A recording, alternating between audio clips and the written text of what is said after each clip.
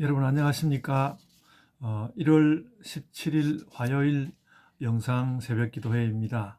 성경은 민수기 10장 1절부터 10절까지 말씀입니다. 어,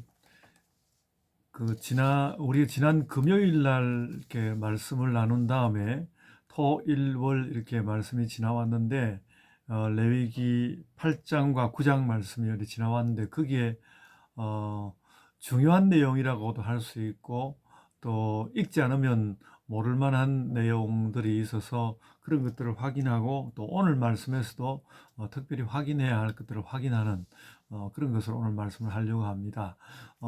가장 이제 눈에 띄는 부분은 지난 토요일 날 나온 말씀으로서 그 레위인을 봉헌을 하는데요. 사람을 봉헌한다는 것이 좀 일반적으로 우리 듣던 것하고는 좀 어색한데, 말하자면 중근동 지역의 다른 나라들에서는 인신제사가 흔히 있었습니다. 성경은 거기에 대해서 반대하는 게 분명하고, 여기서도 이제 레위인들을 봉헌할 때 사람을 정말로 하나님께 완전히 태워서 드리거나 그런 건 아니고, 제물은 따로 준비하되 사람도 뭐 온몸에 틀을 깎고 아주 정결하게 준비해 가지고 제사장들이 말하자면 그 레위인들을 흔든다, 요제라 하잖아요.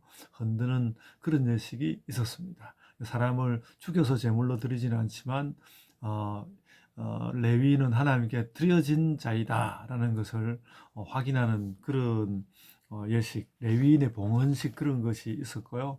그리고 또 한 가지는 이제 갑자기 그 9장 1절에 들어가 보면 갑자기 그 둘째 해 첫째 달 이야기가 나옵니다. 원래 이제 이 우리 지금 민수기 읽고 있죠. 민수기 이 말씀 처음 시작할 때에, 민수기 처음 시작할 때에 그 둘째 해 둘째 달 첫째 날 이렇게, 그러니까 제2년 2월 1일로부터 시작을 했는데 9장 1절에서 그 둘째 해 첫째 달 첫째 날 이야기가 나옵니다. 첫째 달, 그러니까 제2년 1월 이야기가 나오는데, 1월이 왜 중요한가 하면 1월에 6월절이 있거든요.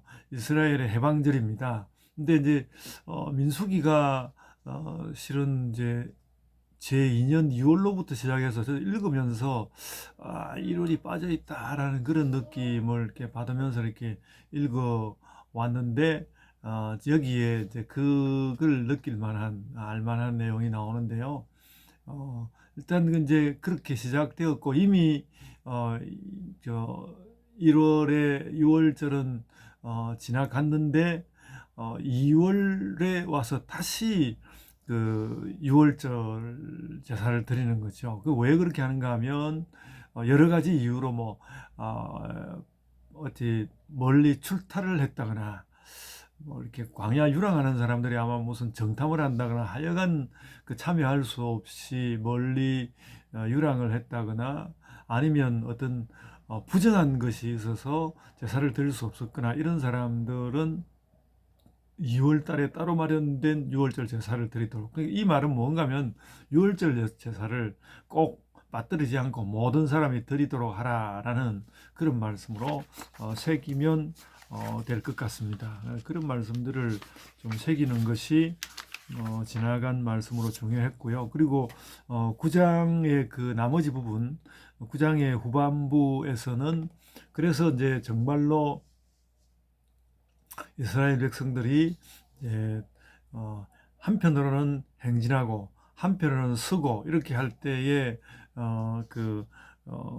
성막이 서 있을 때에, 성막이 서 있을 때에 그 하나님께서 이스라엘 백성들과 함께하는 방식이 어떤 것이었는지 그것을 보여주고 있는데요.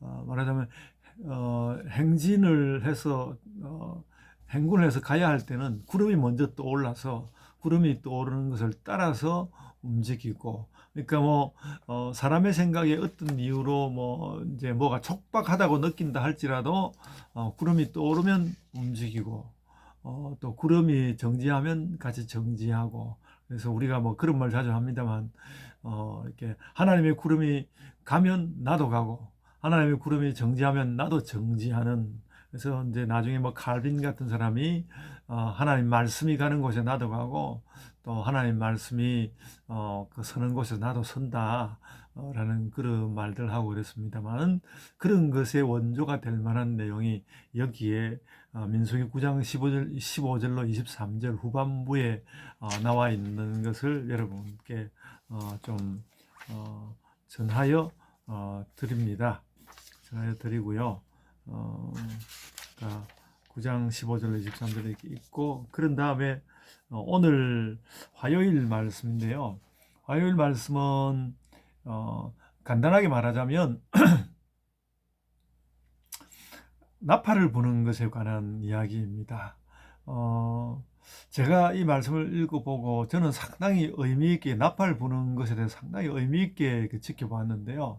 그러니까 나팔을 불어서 이스라엘 백성을 움직이게 하시는 거거든요. 그러니까 뭐 나팔을 2개를 불 때가 있고 1개를 불 때가 있고 크게 불 때가 있고 뭐 또 작게 불 때가 있고, 이런 여러 가지 그 신호를 통해서, 나팔의 신호를 통해서 함께 일사불란하게 백성들이 움직이도록 한 이런 것이 있지만, 그와 함께 어떤 그 나팔 신호가 있었는가 하면 그 크게 부는 나팔이 있었는데, 그 그때는 말하자면 하나님의 나아오심, 하나님의 존재가 알려지는 그런 나팔을 부는 날이 있었다는 것이죠. 그 이제 10장 9절에 보면 그 말씀이 나왔는데, 또 너희 땅에서 너희가 자기를 압박하는 대적을 치러 나갈 때 나팔을 크게 불지니 그리하면 너희 하나님 여호와가 너희를 기억하고 너희를 너희의 대적에게서 구원하시리라. 이거는 백성들의, 물론 백성들은 이제 전쟁을 하러 나간다는 그런 것이 있긴 하지만, 어떤 백성들의 전쟁하러 나간다 이런 의미보다도 전쟁 나갈 때에 나팔을 부는데, 이 큰 나팔 소리는 하나님께서 너희를 기억하신다, 하나님께서 너희와 함께 하신다, 그런 의미를 담고 있는 것이죠. 그래서 이것은 앞서 말씀드렸던 뭐 그냥 백성들의 움직임을 통제하는 신호로서의 나팔과는 다르게 하나님의 임재를 알리는, 그러니까 하나님 임재를 나타내는 신호로서의 나팔이 있었다는 것이죠. 다 신호이긴 한데 백성들의 움직임을 명령하는 신호와 하나님 임재를 알리는 신호가 같이 있었다. 그래서 이게 말하자면 그 상징이라든지, 요즘 이제 철학계에도 상징계라는 말을 사용하는데, 이게 상징계라고 말할 수 있는 것인데, 그 상징계라는 것이 인간들이 사용하는, 인간들 세계에 상징계가 있는가 하면, 또 하나님의 뜻을 알리는 그 하나님의 어떤 임재를 알리는 좀 거룩한 영역의 상징이 또 따로 있다 라는 것을 우리가 기억해 둘 만합니다.